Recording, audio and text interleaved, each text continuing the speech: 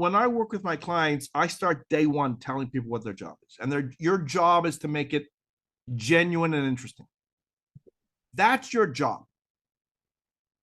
Not learning lines. That's part of the performance.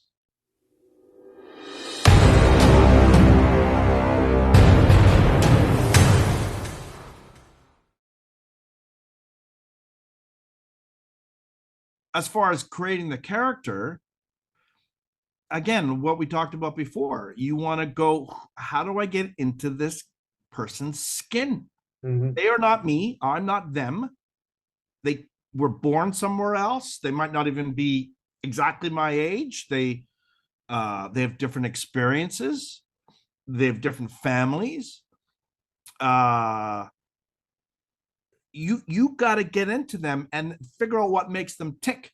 And again, you don't have to be precise. This is art. So you go, yeah, that's genuine. Yeah, I think that this guy would be thinking this way, or this woman would be wanting that.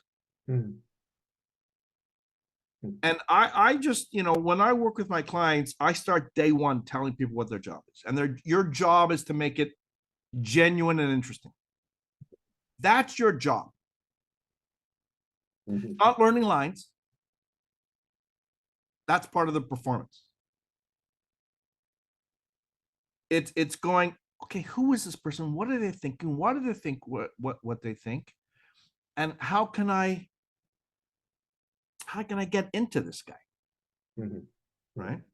So for instance, going back to that story about Canada-Russia 72, and again, they wrote him as a nice guy, a nice, pleasant Canadian. And I went, no, I'm going to play more of a bully behind closed doors.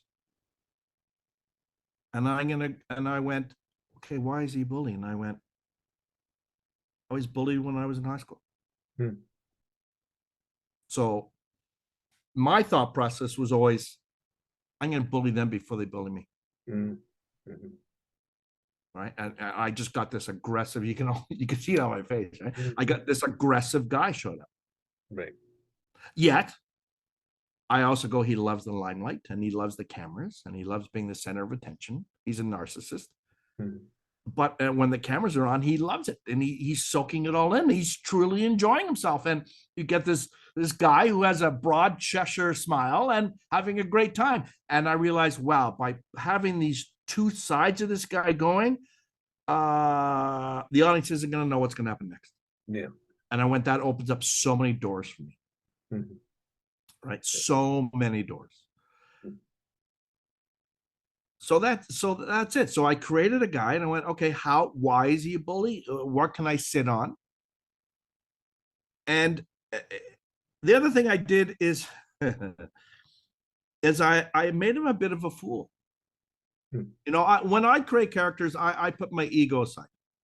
Okay. I don't look like George Clooney. So I'm not the pretty boy. So I don't care whether you like me or not. And I don't care what I look like on camera. So I was willing to make him a fool at times. And I also was willing to bring in a sense of humor. All that is part of creating a character that's interesting and fun to watch. Right. Again, that's my job. I don't sit and worry about the lines. I had a 400-page script. I don't have to worry about that scene. I'm not shooting it for 3 months. Anthony Hopkins goes, I need to learn all these lines 2 months beforehand so I understand the character. I don't do that. I read it. I try to get a sense of the character. And I create the arc for my character. But once I go to shoot, I'm really concerned about what's going around this scene, these few scenes that we're shooting over the next couple of days. Yes, maybe what happened before, maybe what's happening afterwards. So I'm in the right place. But I'm just focusing now on that scene and how do I make that scene interesting? Where does it fall in the storyline? Yeah. Right. Yeah, it's interesting what you say, because too that it's like whatever version you use, it's all about trying to get past the lines. And just be in a place where the authenticity of the character is there. I saw a director one time work with an actor on a scene where the cameras are rolling, and they're just having a really hard time. I think the emotion was going too hot. There was like too much grieving about the loss of a girlfriend or something like that in the vocal intonation and the delivery. So the director just said, let's just do this. And they were like, just tell me what you had for breakfast. I want you to start telling me what you had for breakfast this morning. Like describe breakfast for me, and then just roll into your lines. And they started rolling cameras and don't think about this. So that was his way of getting this guy past the lines. It worked really, really well because he stopped kind of overblowing it. Yeah. And kind of moved into a much more natural dialogue, almost like he was doing it over breakfast. Yeah. And I think what was going on there is the actor thought it was their job to show the audience how upset they were. And that's not his job. Yeah. On stage, you got to show the audience what you're possibly feeling or thinking. You got to show it to them because they are 50 to 100 to maybe 200 feet away from you. But on camera, when we're this close, all I got to do is really feel it and think it, and the audience will sense it.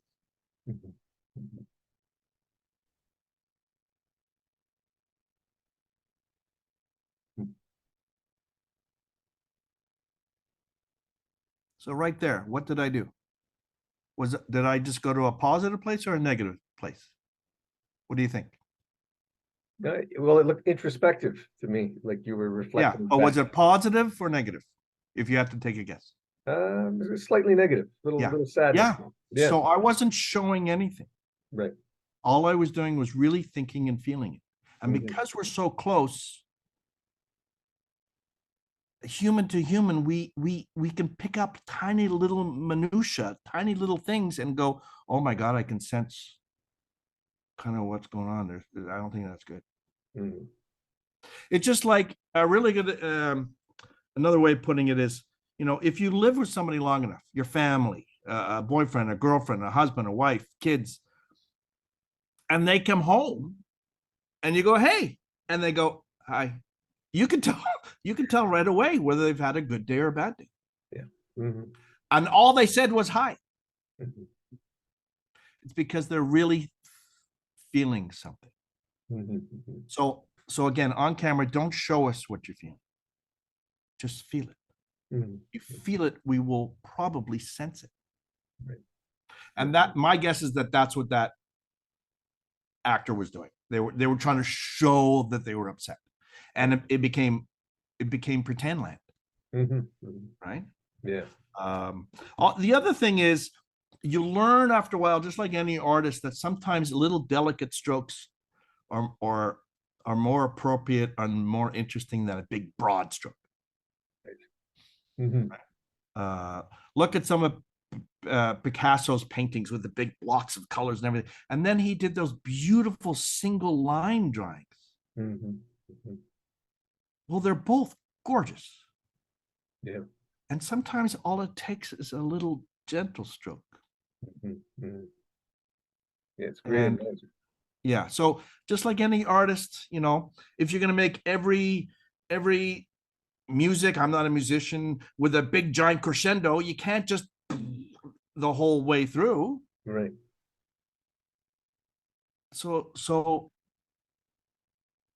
again, just feel and think it. And the adage of less is more on camera, it's not right.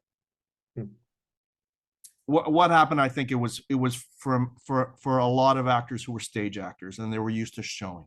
And really what they're trying to say is don't show. Just feel it and think it. And because we're in nice and tight, we'll sense it. Right. Have the full experience, but you don't have to gesticulate all over the place while you're having it.